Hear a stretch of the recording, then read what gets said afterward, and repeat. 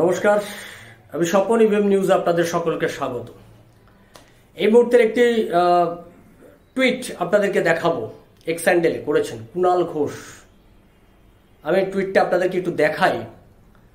NIA Bengaluru থেকে যে বিস্ফোরণে যাদেরকে ধরেছে, ধরার পর মিথ্যাচারের নমুনা, যেই মিথ্যাচার কিভাবে করতে হয় সেটা এই লোকটিকে দেখলে বোঝা যায়। এই লোকটি সকাল এবং বিকেল, একদম সকাল থেকে বিকেল পর্যন্ত না খেয়ে না দে বোধহয় মিথ্যাই খায়, মিথ্যাই ঘুমোয়, মিথ্যা নিয়েই থাকেন, মিথ্যা নিয়েই বাঁচেন এই লোকটি। এই লোকটার টুইটটা দেখুন। তিনি বলছেন যে এই সঙ্গে নাকি বিজেপির লোক জড়িয়ে পড়েছে এবং এই যে দুষ্কৃতী যারা ধরা পড়লো, যাদের এখানে সেফ জোন, এটা তো প্রথম নয় পশ্চিমবাংলায়। এরাই 28 দিন ধরে ঘুরে বেরিয়েছে, তারপরে এনআইএ গ্রেপ্তার করেছে। বলছে এখন পুলিশ নাকি তাদেরকে সহায়তা করেছে। আর ওই দীঘা থেকে গ্রেপ্তার হয়েছে, কলকাতার এই হোটেলে ছিল, যে হোটেলে ছিল সেই হোটেল থেকে রেজিস্টার থেকে নাম বাদ দিয়ে দেওয়া হয়েছে। কারা করলো, কেন করলো, সেগুলোর কোনো বিষয় এখানে এই টুইটে উল্লেখ নেই। এখন বলছে কাঁথি ওই দীঘাতে ধরা পড়েছে, ফলে কাঁথির পরিবার অর্থাৎ শুভেন্দু অধিকারীর পরিবার এই সন্ত্রাসবাদীদেরকে তাদের প্রশ্রয় আশ্রয় নাকি হয়েছে। এই কারণেই এই লোকটি সম্পর্কে শুভেন্দু অধিকারী বারবার বলেন যে 2.5 বছর 3.5 বছর না কবছর একটা জেল খাটা আসামি। প্রকৃত অর্থে তার পরিচয়ই দেয়। এর কোনো সভ্যতা, সৌজন্যতা, সত্য এর জীবনের মধ্যে লেখা নেই। এই লোকটার মধ্যে আপনি কখনো দেখতে পাবেন না সঠিক কথা বলছে, সঠিক কোনো তথ্য দিচ্ছে।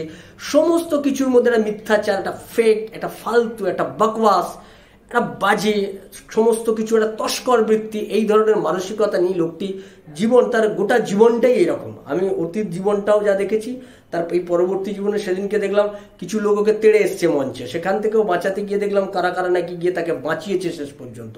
ফলে এই লোকটার এই তস্কর বৃত্তি মনোভাব, এই ধরনের ছ্যাঁচড়ামো মনোভাব, খুব সোজা বাংলায় বললে এর থেকে আর ভালো বাংলায় বলা যাচ্ছে না এর সম্পর্কে, একটা ছ্যাঁচড়ামি প্রবৃত্তি এর মধ্যে রয়েছে। এর প্রবৃত্তিটাই এই ধরনের। এর লেখা দেখলেই বোঝা যায় যে এই লেখার সঙ্গে এনআইএ যাদেরকে গ্রেপ্তার করলো দীঘাতে পাওয়া গেছে, তার মানে এটার সঙ্গে ওই কাঁথির পরিবারের লোকজন অর্থাৎ শুভেন্দু অধিকারীর পরিবারের লোকজন এদেরকে আশ্রয় প্রশ্রয় দিয়েছে। কতটা ছ্যাঁচড়া হলে কুণাল ঘোষ হওয়া যায়, এটা কিন্তু তার একটা প্রমাণ।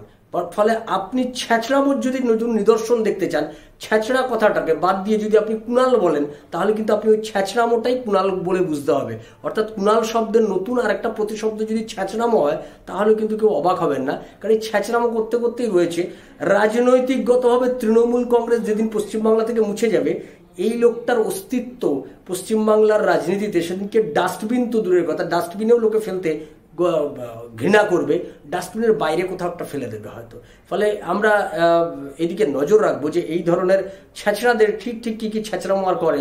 যখন গোটা রাজ্যটা এরকম একটা ভয়ঙ্কর পরিস্থিতি হয়েছে, তখন এই লোকটি এই ধরনের ছ্যাঁচড়ামো করে যাচ্ছে, সে এই ধরনের কাজ করে যাচ্ছে। এই ধরনের অপ্রাসঙ্গিক লোকদেরকে কখনো কখনো এদের মুখোশটা খুলে দেওয়ার জন্য কখনো কখনো এই কাজটা করতে হয়। আমাকে বহু লোক বলেন এদেরকে নিয়ে আপনি নিউজ করেন কেন? আমি বলি কখনো কখনো এই ধরনের লোকেদের দ্বারাও কিছু লোক, অর্থাৎ তৃণমূলের কিছু লোকও তো প্রভাবিত হয়।